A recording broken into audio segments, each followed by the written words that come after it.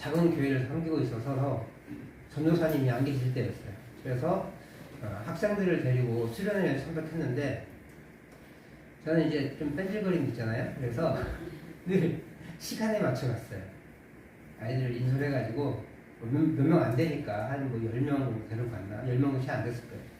시간 맞춰가지고 그 시간에 가서 빈자리에 앉았습니다. 근데 한 번은 제가 뭐 우연찮게 그곳에 일찍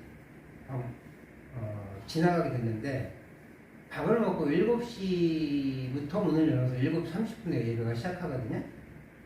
그러면 이제 저는 한 7시 한 10분, 20분쯤 가요.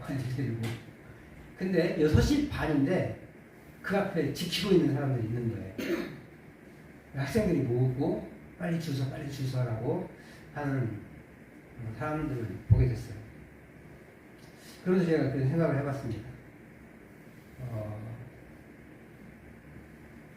저 앞에 있는 친구들이 은혜 받기 위해서 저렇게 앞자리를 사모해서 준비되어 됩니다. 근데 걔네들이 열심히 한 게 아니고 전도사님과 선생님들이 열심히 한 거예요. 물론 열심히 특심 있는 학생들도 있어요. 근데 하여튼 선생님들이 전도사님이 열심히 서둘러서 그 앞자리에서 대기하고 문이 열릴 때까지 30분 이상 기다려야 돼요. 한두 사람 서 있고 밖에서 노는 사람도 있긴 해요. 하기는. 근데 그 친구들과 시간표를 맞춰가지고 뜰러뜰러 와가지고 은혜를 받든지 말든지 뒤에 앉아있는 아이들과의 차이가 뭘까? 같은 공간에 있지만 그 앞에 있는 친구들은 선생님이든 학생이든 전도사님이든 누군가의 열심히 해서 앞자리에 앉았어요. 그리고 대부분의 앞자리에 앉은 친구들은 은혜를 많이 받습니다. 찬양이든 기도든 말씀이든 대부분 앞자리에 있는 친구들은 은혜를 많이 받아요. 뒷자리에 있는 친구들은 은혜를 거의 못 받아요. 받는 애들이 이상해요. 그리고 은혜를 받아도 옆에 있는 애들이 왜 이래? 쳐다보니까 그것이 무서워서 함부로 은혜를 못 받아요. 깨달은 게 있습니다. 최소한 나의 게으름과 나의 무지함으로 인해 아이들이 은혜 받을 기회를 놓치게 해서는 안 되겠다. 같은 자리에 있지만 같은 메시지가 선포되어지고 같은 찬양을 하고 같은 기도 시간을 갖지만 어떤 친구들에는 깊은 은혜를 경험하고 인생이 뒤바뀐 역사가 일어나고 예수를 몰랐던 친구들이 예수님을 알게 되는 기적이 일어나긴 하는데 뒤에 하는 어떤 친구들은 나를 끝나라 제발 그러면서 구경하는 거죠. 쟤는 왜 저래? 그렇게 끝내는 경우가 있더라고요. 어떤 차이일까? 자세의 차이이지 않을까? 물론 앞자리에 있다고 해서 모든 사람 학생들이 은혜 받는 건 아니에요. 그러나 대부분의 학생들이 훨씬 더 많은 비율로 다른 사람들에 비해, 특별히 뒷자리에 앉은 친구들에 비해 은혜를 훨씬 더 많이 받더라. 다시 말하자면 물론 뒤에 있는 친구들은 은혜 받을 수 있어요. 뭐 사장이 앉아서 바빠서 어쩔 수 없이 늦게 온 친구들 있거든요. 은혜가 충만하지만 전사님이 이따가 못 가게 한다든지 자기 가고 싶은데 학생들이랑 같이 가야 되니까 단체 활동해야 되니까 못 왔든지 뭐 어떤 상황이든지 아니면 하나님께서 준비한 특별한 은혜가 그 자리에 임했을 수도 있고요.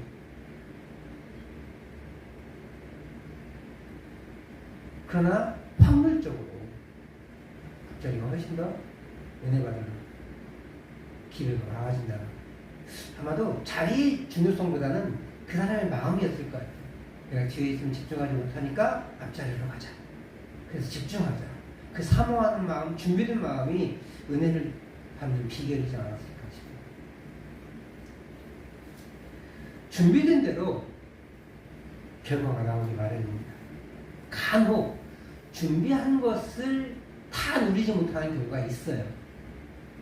앞자리와 앉아도 다른 어떤 방해 요소에 의해서 은혜를 놓치는 경우도 있고요. 시험을 열심히 준비했는데 그날 갑자기 배탈이 난다든지 아니면 교통사고가 나와서 시험장에 못 들어갔다든지 그런 변수로 인해서 그 실력을 발휘하지 못하는 경우도 있어요.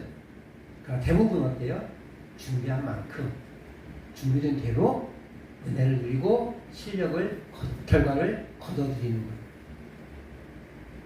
오늘 이 씨 뿌리는 비유는 하나님의 나라가 어떻게 열매를 맺는지에 대해 보여줍니다. 3장과 4장 연결되어져 있는데 3장에서는 어떤 이야기를 많이 했냐면 제가 4번 정도 했나요? 설교를? 4번의 설교 가운데 뭐 했냐면 뭔 차이로 했냐면 제자와 무리의 차이를 이야기를 말씀을 나눴고요. 또 유사가족과 참가족, 다시 말하면 사탄에게 속한 마귀에게 속한 무리와 예수님에게 속한 무리의 차이에 대해서 얘기했어요.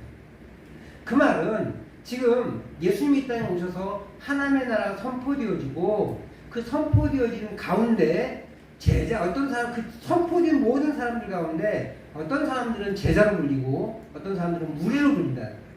그 선포되어진 모든 사람들 가운데 어떤 사람들에게는 유사가족, 즉 마귀에게 속한 가족들이 있고 어떤 사람에게는 예수님에 속한 자리가 가족들이 있다는 거예요. 그렇다면 그런 상황에서 이 결과의 차이를 무엇이 만들게 했는가? 라는 것은 밭의 비유예요. 씨 뿌린 자의 비유가 아니라 씨의 비유고 밭의 비유입니다. 물론 그 안에서도 3장 안에서도 그 무리와 제자의 차이가 있었고요. 또 참된 가족과 그 마귀에게 속한 가족의 차이가 존재했어요. 근데 오늘 조금 무섭지만 조금 놀라운 것은 밭에 의해서 결과가 상당히 바뀐다라는 것을 보여주고 있다는 거예요. 복음은 모든 사람들에게 뿌려집니다. 그리고 복음의 씨앗이 열매 맺고 열매 맺지 않는 차이는 밭의 문제라는 것을 알아보게 나와요. 예수님의 참 가족이 되고 못 되고의 차이는 단순한 선택의 문제가 아니라 반응의 문제다라고 주님이 가르치고 있는 거예요. 놀랍지 않습니까? 그런데 예수님이 비유로 얘기하세요. 그럼 왜 비유로 얘기하십니까? 라고 물어보니까 가릴 건 가리고 잘알릴 건 잘알리기 위해서다 라고 말씀해요. 가림과 강조를 말씀하세요. 우리가 어느 정도 알고 있는 것들이 아리까리하면 딱 예시를 들어서 알려주면 되게 쉽죠. 그죠? 그것이 비유예요. 명확하게 알려줘요. 뭔가 아리까리하고 뭔가 멍한 상태에 있을 때 그때 명확하게 알려주는 것이 예시와 비유입니다. 비유가 예시죠, 일종. 그러면 명확하게 알아줘요. 반면 이 비유만 들으면 뭔 말인지 하나도 못 알아들어요. 이런 거예요. 우리가 주님의 삶과 피를 먹고 마십니다라고 얘기하죠. 언제 얘기해요? 성찬식 때 하잖아요. 근데 조선시대에 그러니까 사람들이 이 기독교를 뭐라고 그랬냐면 인육 먹는 살인 집단이라고 그랬어요. 사람의 살과 피를 먹는 데더라. 누군가 죽였다더라. 뭐 이렇게 말이 나오는 거예요. 그게 비유예요. 아는 사람은 명확하게 알지만 모르는 사람은 저건 살인자 집단이다 이렇게 말합니다. 그게 비유의 핵심이에요.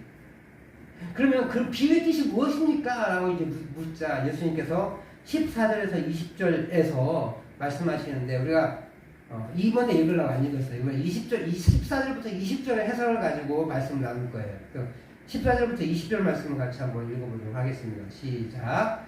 뿌리는 자는 말씀을 뿌리는 것이라. 말씀이 길가에 뿌려졌다는 것은 이들을 가리킴이니 곧 말씀을 들었을 때 사탄이 즉시 와서 그들에게 뿌려진 말씀을 빼앗는 것이요. 또 이와 같이 돌밭에 뿌려졌다는 것은 이들을 가리킴이니 곧 말씀을 들을 때 즉시 기쁨으로 받으나 그 속에 뿌리가 없어 잠깐 견디다가 말씀으로 인하여 환난이나 박해가 일어나는 때에는 곧 넘어지는 자요. 또 어떤 이는 가시떨기에 뿌려진 자니 이들은 말씀을 듣기는 하되 세상의 염려와 재물의 유혹과 기타 욕심이 들어와 말씀을 막아 결실하지 못하게 되는 자요. 좋은 땅에 뿌려졌다는 것은 곧 말씀을 듣고 하다 30배나 60배나 100배의 결실을 하는 자입니다. 이제 이 한 절 한 절의 해석을 주면 먼저 예수님은 씨 뿌리는 것을 뭘 뿌린다고 했어요? 14절에 말씀을 뿌리는 거예요. 그러니까 결국은 이 선포되어지는 말씀을 듣는 거예요. 설교를 통해 혹은 전도를 통해 그 말씀이 사람에게 선언되는 것을 얘기합니다. 다 들었어요, 다. 근데 여기 15절에 보면 길가에 떨어진 말씀은 새들이 와서 먹어버려요. 이미 그 의미는 사탄이 떨어지자마자 즉시 그 말씀을 빼앗았다는 거예요. 사실 씨앗은 어디로 들어가야 돼요? 땅속으로 들어가야 되죠. 그래서 우리는 모판을 만들 때 그 밑에다가 흙을 깔고 거기다 겹실을 뿌린 다음에 다시 뭐 해요? 위에다가 흙을 뿌리죠. 그리고 조금 눌러주거나 그 뿌리가 그 씨앗이 나오지 않도록 바라던 씨앗이 흘러나오지 않도록 물을 뿌려줍니다. 그게 땅속으로 잘 들어가게 하려고, 뿌리가 잘 흙에 접착되게 하게 하려고, 마르지 않게 하려고 그러는 거예요. 어쨌든 씨앗이 땅속으로 들어가요. 그래서 싹이 나는 거예요. 근데 너무 딱딱하니까 들어갈 수가 없었고, 또 시간이 오래되면 비가 오고 어쩌고 해서 이게 패여서 들어갈 기회가 있는데 새가 쪼아먹어 버리니까 더 이상 들어갈 수가 없는 거죠. 이 말은요, 우리가 우리말 이런 말이 있어요. 귓등으로 듣는다. 아니, 귓등으로도 안 듣는다. 이런 말 있잖아요. 귀는 귓등으로 듣는 게 아니라 이 안에 있는 귀로 듣는 거죠. 그죠? 귓등으로도 안 된다는 말은 뭐예요? 그냥 무시한다는 거잖아요. 또 이런 말도 있습니다. 한쪽 귀로 들어왔다 한쪽 귀로 나간다. 잡아둘 겨를이 없는 거예요. 왜요? 무심하니까. 무심하니까 그냥 흘려보내는 거예요. 제가 아내의 말을 열심히 들으려고 합니다. 근데 그 아내의 말은 항상 언제 나올지 모르잖아요. 그러니까 내가 뭐 하고 있을 때 대충 들어요. 알았어 하는데 새까맣게 잊어먹어요. 내가 뭔가 하고 있었으니까. 듣긴 들었어요. 까먹습니다. 근데 잘 들어도 까먹긴 하는데 잘 들으면, 그리고 내가 내 입으로 한번 되뇌이면 기억할 확률이 높습니다.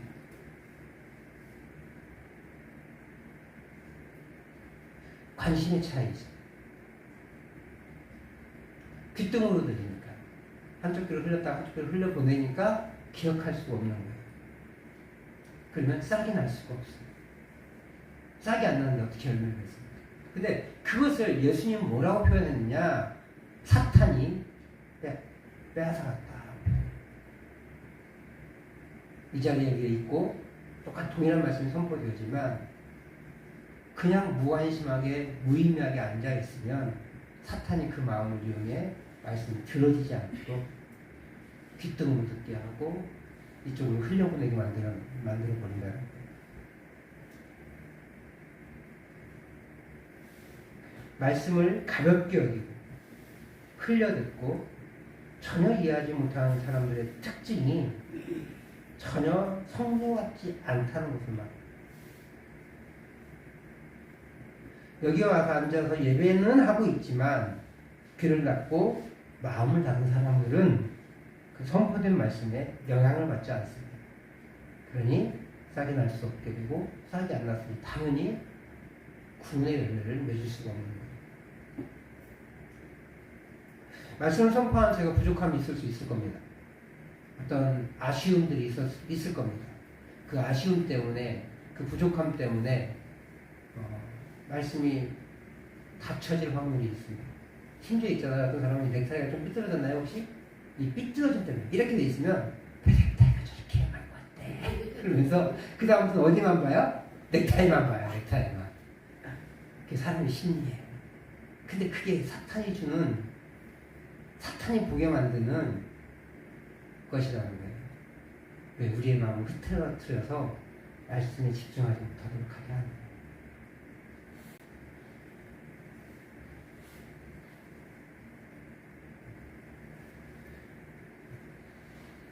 선포되어지는 이 말, 부족한 사람의 입을 통해서이지만 그 선포된 말이 사람의 말이 아니라 하나님의 말씀이라 인정하고 적극적으로 듣고 받아들이고 마음에 새기는 것이 목표가 중요해요.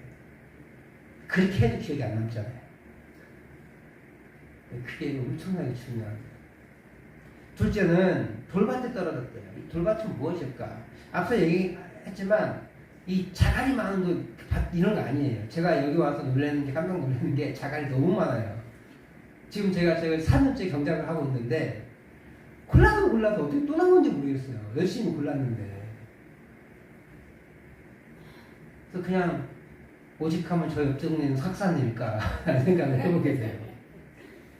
근데 석산리를 보시면 특별히 강경마을 앞에 박경자 권사님 분이 재배하는 그 두릅밭이 있습니다. 그 밭이 어떻습니까? 성장이 잘 되는가요? 안 되니까 조금만 가물으면 피색도 말라버리고 그게 돌밭이에요. 겉은 괜찮아 보여요. 그냥 있어요. 흙이 있으니까. 그런데 언제 확인이 되냐면 뜨거운 여름에, 가뭄 여름에 확인이 되는 거예요. 그나마 비가 계속 자주 오면 괜찮아요. 근데 이스라엘 지역은 여름에 가물거든요. 온도는 30도, 40도까지 올라가고. 그래서 이스라엘이 포도가 맛있는 거예요. 지중해. 포도가 유명하고. 여름에 막 뜨겁고 건조하니까 계속 달아지는 거예요. 근데 그 돌밭이 밑에 안반이 있어요.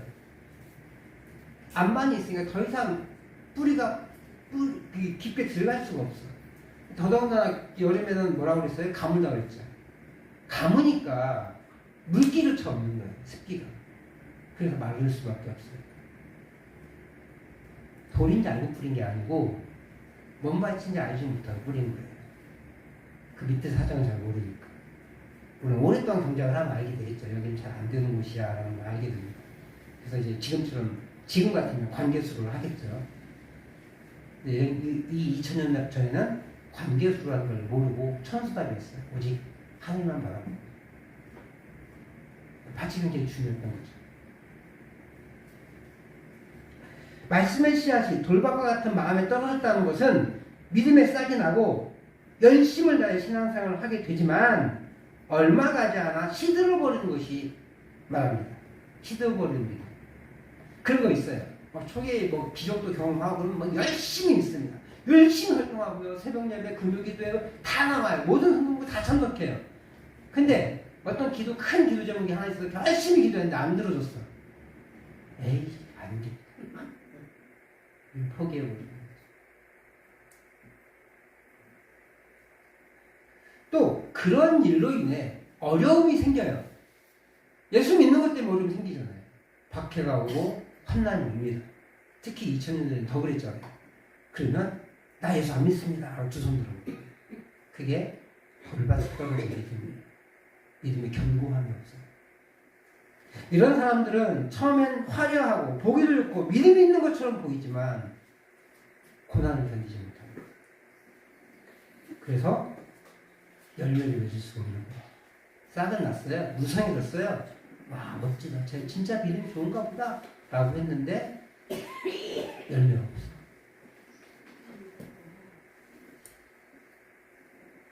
결국 믿음에서 떠나는 부류들입니다. 세 번째는 가시밭에 떨어진다. 가시떨기가 많은 밭은 앞서 얘기했던 것처럼 역시 가시떨기가 많지 않아요. 안 보여요. 다 겨울을 지났으니까. 그리고 씨를 뿌립니다. 씨를 뿌렸는데 가시떨기가 이제 씨들이 다시 싹이 나서 이 경쟁을 하는 거죠. 풀이 많은. 그러니까 그렇게 그 풀들이 더 드세니까 곡식이 제대로 자라지 못하는 거예요. 그렇다고 죽진 않아요, 또. 죽진 않습니다. 씨들이 계속해서 이 자양분을 다 뺏어가고 그 다음에 햇빛도 가려지고 하니까 열매를 맺지 못하는 거예요. 예수님이 이렇게 해석하셨습니다. 세상의 근심과 걱정을 그대로 안고 사는 사람들이 교회를 떠나진 않아요. 교회를 떠나지도 못해요. 그런데 여기에 1시간 앉아 있는 것이 다리이기 때문에 여전히 세상 일에 관심이 많은 거죠. 아마 3월이 시작되었는데 이제 농사일이 분주해지죠, 슬슬. 그러면 이 시간 앉아가지고 오늘 가서 또 뭐 해야 되나, 내일 가서 또 내일 또 뭐 해야 되나, 밥 뿌려야 되는데 뭘 준비해야 되나, 매일 계속 이런 계산하고 있는지도 몰라요. 도시 사람들은 어떻게 할까요? 내일 장사해야 되는데, 뭘 준비해야 되는데, 뭐 해야 되는데, 혹은 내가 이렇게 그냥 정직하게 하면 이득이 약해가지고 내가 너무 힘든데 혹시 약간 속여도 될까? 중국산 쓰는데 중국산 안 쓴다고 거짓말 할까? 뭐 이런 고민에 빠져 있는 거예요. 그래서 이렇게 살아가는 거예요. 중국산 안 쓴다고 해놓고 중국산 쓰고 있고. 얼마 전에도 그 설 명절에 또 일제단도 들어갔죠. 대부분 고기에서 걸리는데, 고기하고 나물에서. 미국산 수입 소고기를 한우라고 거짓말해서 팔고요. 중국산 나물을 국내산이라고 둔갑해서 팔고. 근데 자기가 사온 건? 그 잘 처리하셨죠. 근데 거래명사 같은 거 보니까 미국산, 네덜란드산, 뉴질랜드산, 중국산 써있는 거예요. 거래명사 표현은. 그건 못 버린 거죠. 일제전쟁에 걸려서 수백만 원, 수십만 원 벌금 받습니다. 왜 이렇게 하셨습니까? 남질 않습니다. 사먹질 않습니다. 이런 사람들이 가시밭에 빠진 사람, 떨어진 사람들이 세상과 교회를 구별하지 못하는 사람들. 여전히 그냥 고민 가운데 교회 예배 시간에 앉아는 있지만 온갖 세상 일에 관심이 있고 거기에만 집중하고 있고, 그러니 말씀이 들어오지 않습니다. 교회를 떠나지 못하지만 기도도 하고 예배도 잘 참석하지만 세상과 구별되지 않습니다. 마지막으로 좋은 밭은 그 뿌려진 씨앗을 잘 받아들입니다. 그 땅이 깊기에 씨앗이 그 땅 속으로 스며들어가고, 또 그 씨앗에서 나온 뿌리가 깊게 박아 잘 자랍니다. 그래서 열매를 맺을 때 30배, 60배, 100배의 결실을 맺습니다. 30, 60배 어느 게 좋아요? 100이 좋죠. 그 심지어 3배나 되잖아요. 3배가 넘잖아요. 근데 전통적으로 2000년 전에 농사는 이렇게 많이 맺지 못합니다. 어떤 학자의 말로는 3배, 4배에서 5배 정도밖에 맺지 못한다고 합니다. 아마도 이런 것 같아요. 보리나 밀을 심었으니까, 보리와 밀을 우리가 알죠? 그럼 아무리 생각해도 거기에 4-5개 붙어 있을 것 같지는 않잖아요. 그죠? 지금은 한 7, 80개 이상 될 것 같아요. 보리나 밀은. 근데 보면 깐부기병 걸리기도 하고, 보면은 좀 듬성듬성하는 보리가 분명히 있죠. 발화율도 한계가 있었을 거예요. 그러면서 전체적으로 포함했을 때 100개를 심었으면, 우리 요즘 농법으로는 100개를 심으면 1000개 정도는 나오는데, 한 7000개, 8000개 정도 나오는데, 많게는 10,000개도 나오는데 한 400~500개밖에 안 나가요. 100개가 다 싹이 나서 50개, 60개씩 맺은 게 아니라, 어떤 건 50개, 60개도 맺지만 어떤 건 뭐 10개도 맺었죠. 근데 어떤 거는 아예 싹이 안 난 거예요. 썩었든지 아니면 뿌리가 박지 않았든지, 그런 해서 한 8배 정도밖에 수확을 못했다고 해요. 근데 사실 잘 모르겠어요. 좀 너무 비약이지 않을까 싶은 생각이 들기도 하지만 그 정도가 평균적이었다고 합니다.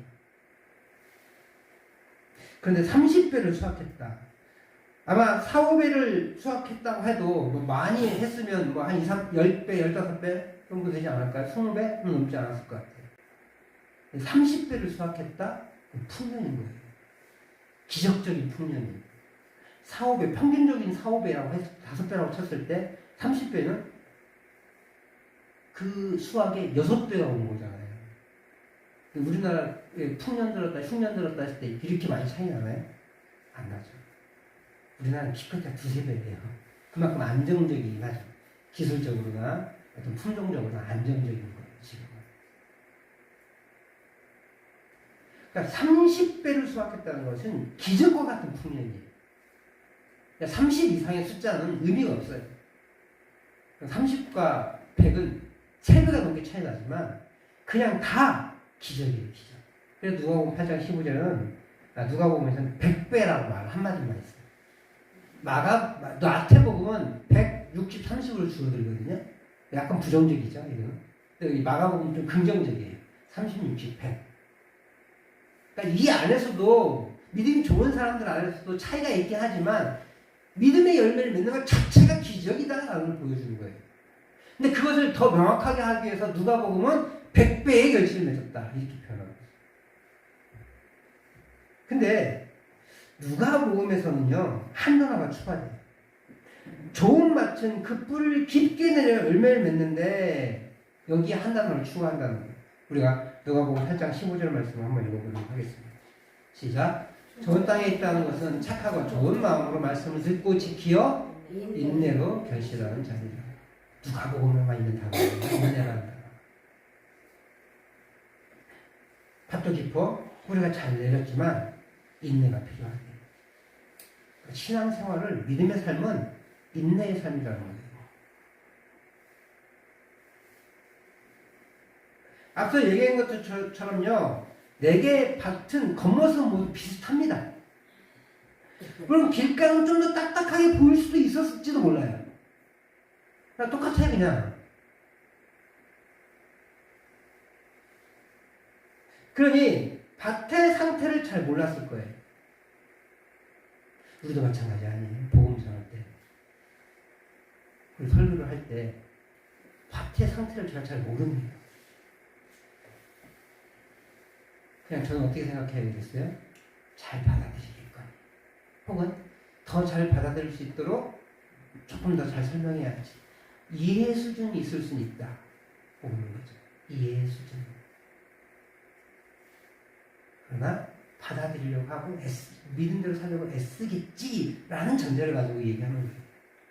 밭의 상태를 제가 정확히 알지 못해요. 오랫동안 봐왔으니까 조금은 알 수 있겠죠, 차이를. 근데 밭의 상태, 겉모습은 비슷하지만 결과가 너무 달라요. 어떤 땅은 곧바로 잊어먹기도 하고, 어떤 땅은 화려해 보이긴 하지만 금방 시들어서 어려움이 생기면 그냥 그 믿음을 떠나고요. 어떤 사람은 교회에 앉아있긴 한데 저 사람이 기독교인인지 아닌지 목사부터 헷갈리는 그런 분들도 계시고, 어떤 분들은 인내하며 믿음의 열매를 맺어가시는 분들이 계시고,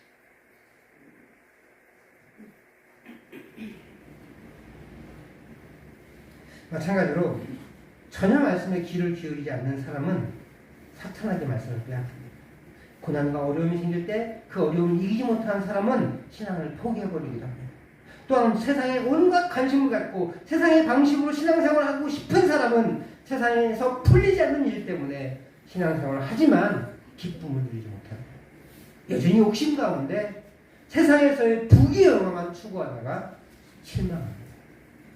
그러면서 교회도 떠나지 못합니다. 겉모습은 비슷하지만 결국 얼마나 깊이 말씀이 뿌리 박느냐가 중요하다는 거예요. 나의 관심이 얼마나 세상이 아니라 하나님의 나라에 있느냐의 차이라는 겁니다. 오늘 이 본문이 말하고 싶은 주제가 하나님의 나라라는 걸 잊지 않아야 돼요. 그러니까 결과만 바라보면 있잖아요. 이 본문만 딱 바라보면 밭이 중요하네. 내가 그럼 믿음도 고발할 수 있겠네. 막 이렇게 얘기하는데 그걸 얘기하려고 하는 게 아니에요. 하나님의 나라의 열매가 어떻게 맺어지는가. 내가 거부할 수 있다 아니다가 아니라 똑같은 신앙생활을 하지만 어떤 사람은 풍성하고 은혜롭고 기쁨이 충만한 신앙생활을 하는데 어떤 사람은 교회를 떠나기도 하고 어떤 사람들은 평생에 그냥 기쁨이 하나도 없고 그냥 물레물탄도 수레수탄도 왔다 갔다 하면서 이게 그리스도인지 비그리스도인지 알지 못하게 사는 사람들이 있다.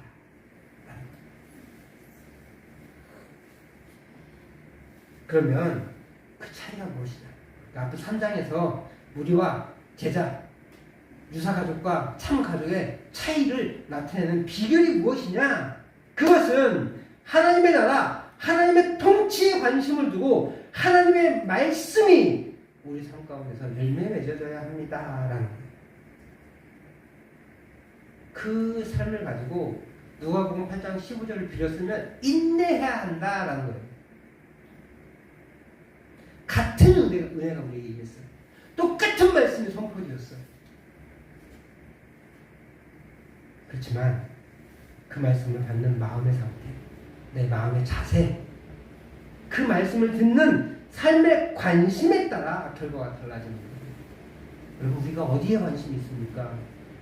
잘 보고 잘 사는 거에 관심이 있으십니까? 그러면 교회에서 선포되는 이 말씀이 귀에 들어올 수가 없어요.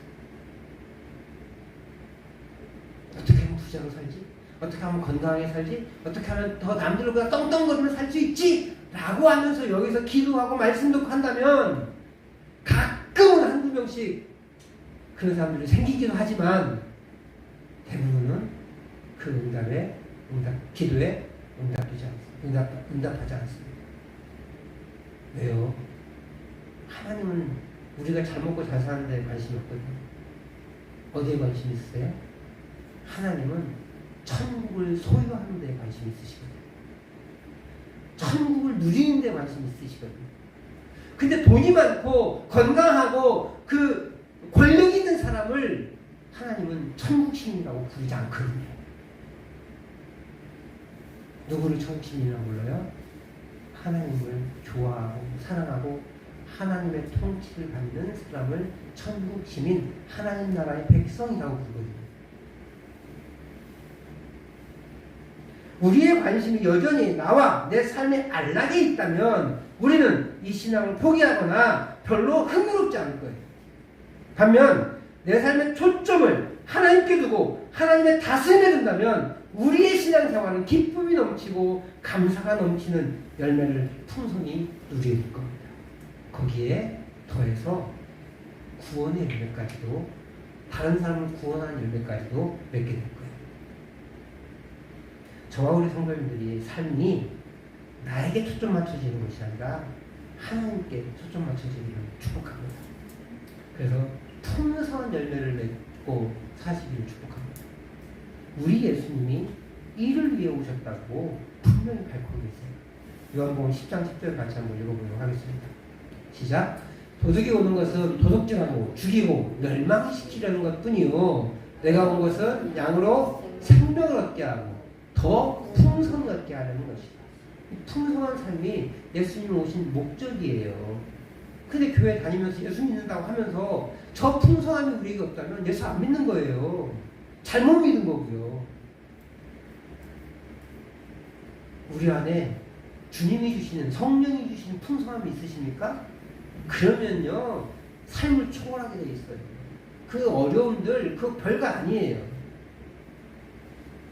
그냥 나를 긴장케 만드는 그런 수단일 뿐이에요. 왜요? 그 긴장을 통해서 기도하잖아요. 하나님과의 깊은 교제를 누리게 되잖아요. 그래서 그 어려움마저도 감사할 수 있는 거예요. 근데 언제? 돌이켜봤을 때. 그 고난 자체가 안 쉽지 않아요. 당하는 고난은 어떤 사람에게도 힘들어요. 고난이 견디기 쉽지 않습니다. 그러니까 남들이 비해서 내 고난은 더 커 보이기도 하고 나에 비해서 저 고난은 아무것도 아닌 것 같아요. 그게 고난이냐? 막 이럴 수도 있을 것 같아. 그렇지만 그 사람에게는 고난이에요. 힘들어요. 핵심은 그거예요. 고난이 크든 작든 그것을 받아들여야 해요. 그래서 그 고난을 통해 성장하는 사람이 있고 그 고난을 통해서 신앙을 버리는 사람이 있는 거예요. 그래서 누가복음은 8장 15절을 뭘 넣었다고요? 인내라는 단어를 넣었어요. 마가나 마태는 넣지 않았네요. 그래서 아마도 누가복음이 더 뒤에 썼을 것이다 라고 추정을 합니다.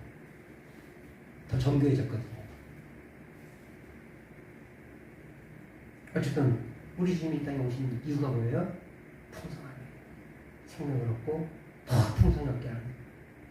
그리고 우리가 예수를 믿는다고 했을 때 이 풍성함이 없으면 내 신앙을 점검해.